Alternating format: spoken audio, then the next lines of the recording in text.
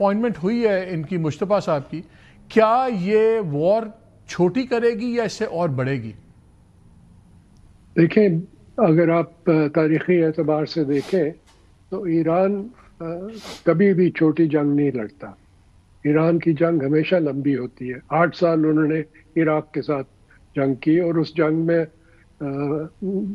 جو نئے supreme leader ہیں he participated as a young man, although he was non-combatant, لیکن جنگ میں حصہ لیا.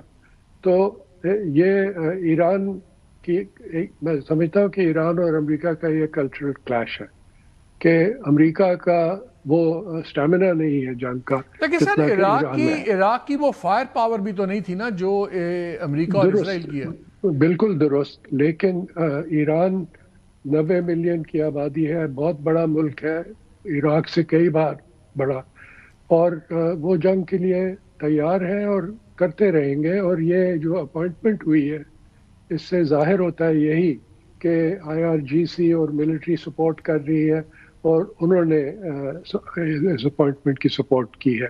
تو جہاں تک ایران کا تعلق ہے وہ جنگ جاری رکھیں گے.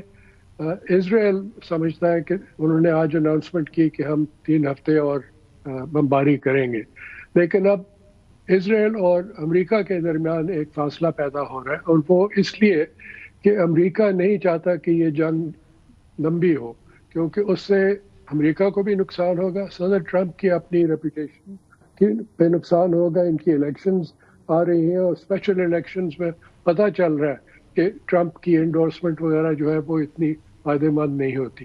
تو ٹرمپ خود ہی سوچیں گے کہ میں اس جنگ کو ختم کروں. اس کے علاوہ 2-3 باتیں بہت ضروری ہیں سمجھنی، کہ ایران نے بہت عقل مندی دکھائی کہ کس طرح انہوں نے ٹارگیٹنگ کی ان کے ریڈار سسٹمز کی.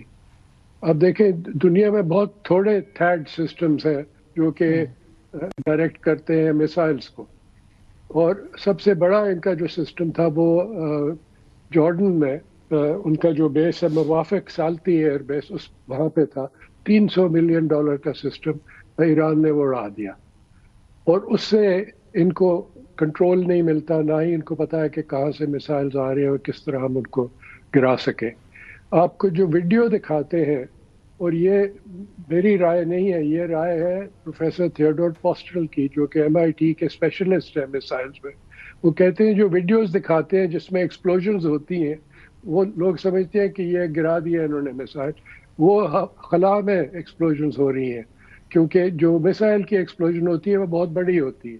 تو اس میں ایک بیانیے کی بھی جنگ جاری ہے جو کہ اسرائیل اور امریکہ دونوں ایک طرف سے کر رہے ہیں.